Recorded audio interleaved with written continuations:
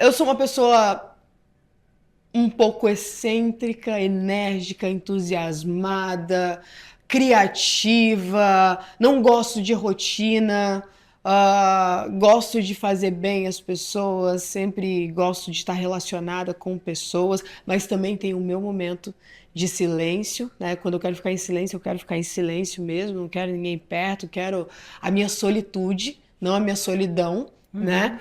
Então, sou uma desbravadora, eu acho, né? Eu acho que essa é a palavra certa. Eu gosto de desbravar coisas novas, o que também pode ser um grande perigo, né? Porque você nunca está satisfeito com aquilo que você tem. Então, eu tenho me avaliado bastante para reduzir os meus riscos, né? De ansiedade, de cair numa depressão, de Isso é sentir interessante coisas. porque eu me sinto assim um pouco também, né? Quando você é desbravador e quer Essa água é sempre... minha? É sua. Quando você quer sempre coisas novas, é uma sensação que, bom, isso aqui já está conquistado, então eu quero mais alguma coisa, eu quero mais. Isso gera uma ansiedade, com Mais ou menos o que certeza. você estava me contando, né? Exatamente isso. Eu fiz tantas coisas, mas chega num certo momento em que parece que ainda falta, né? E eu preciso da validação do outro, mas o outro ele não me reconhece. O que que eu faço para que isso aconteça, né? Será que é Exatamente. o outro ou é uma autocobrança? E o quanto a gente corre de risco por se cobrar tanto e não aplaudir tudo aquilo que a gente já fez de bom. A gente se cobra muito mais do que a gente Muito. se aplaude. A gente vê muito mais o que não deu certo, o que falta, do que a gente já passou para chegar até aqui. Exato. Exato. Exatamente o caminho. Como é que você escolheu, entrou na área da beleza, de cabelo?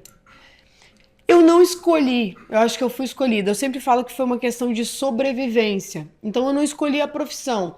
Como eu sabia fazer alisamento no meu próprio cabelo, e eu cheguei no Rio de Janeiro com o intuito e o meu caminho foi completamente para outro lado, a única coisa que eu tinha, porque eu não tinha uma faculdade, né, não me achava tão inteligente, então para onde é que eu vou? Eu lembro até de uma vez, olha só, quando eu tava vindo para cá, eu tava lembrando que eu fui fazer um teste uma vez de, sei lá, um comercial, alguma coisa, só que eu não sabia que era um teste comercial, né? E eles deram uma ceninha pra gente fazer uma atuação e eu fiquei lembrando, o que que eu fui fazer lá? Por que que eu fui pra lá? Então eu Você tentava estava buscando, um pouco de atirando tudo. para tudo quanto é lado. Porque Quantos anos? eu Quantos anos? tava, quando eu cheguei aqui, eu tava com 23 Idade da anos. minha filha, bem novinha. Só que eu fui adolescente até muito tarde. Então, 23 anos hoje, a mulher, ela já é uma mulher, já é adulta, já tem muitas responsabilidades. Eu, com 23 anos, eu tive muitas responsabilidades, mas eu morava na casa dos meus pais. Então, a responsabilidade vai até um certo ponto, né? Então, se eu não tivesse dinheiro para pagar uma conta, eu iria pedir dinheiro emprestado para os meus pais. Eles iriam me emprestar e pagar. Eu não tinha responsabilidade de pagar um aluguel, porque a minha mãe tinha uma Da casa. onde você era? Da qual a sua família? Floripa. Floripa, ok. Exato. Então, eu fui tentando de tudo um pouco até que eu falei, opa, tem uma coisa que eu sei fazer no meu próprio cabelo. Talvez se eu colocasse isso na internet, viria uma profissão. Então, eu comecei fazendo progressiva na cabeça das pessoas, pegava minha mochilinha, conheço o Rio de Janeiro de cabo a Você ia rabo. em casa. Em casa, em todo lugar que me chamasse, eu tava. Todo lugar, todo lugar.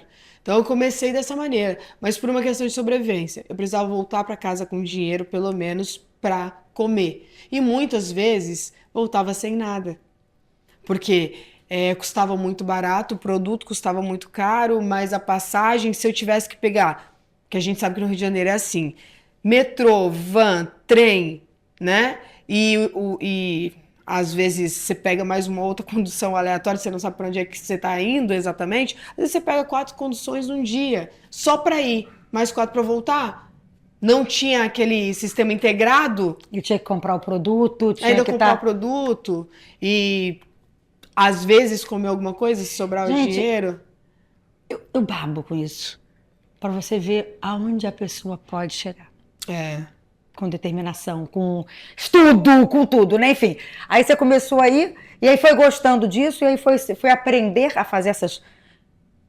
Nunca Essas gostei. luzes maravilhosas que você faz. Não, eu não vou ser hipócrita a ponto de te falar que você foi gostando. Não, eu não gostei. A questão de sobrevivência, ela Entendi. foi por muito tempo, tá? Eu passei a gostar de verdade daquilo que eu tava fazendo. Eu sabia que há 6 anos atrás, eu sabia que eu era boa naquilo que eu tava fazendo. Tá? Eu tinha o reconhecimento de que eu era boa. Agora, se estava feliz trabalhando, não. Eu ainda estava trabalhando para pagar conta, então eu trabalhava muito. Eu trabalhava de 8 da manhã, às vezes até 2, 4 horas da madrugada. Voltava no outro dia, abria o salão.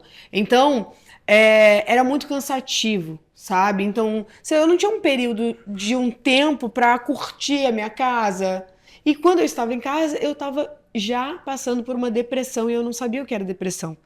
Porque é desconhecida a depressão para quem não tem uma outra possibilidade.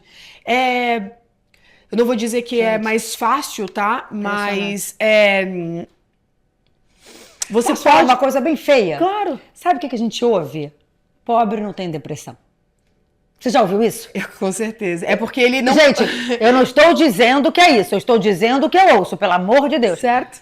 Mas isso se alinha com o que ela está falando. Ela tinha que trabalhar 20 horas por dia, ela não tinha tempo de ter depressão e não sabia então que estava com depressão. Exato. Até porque assim, e se eu soubesse?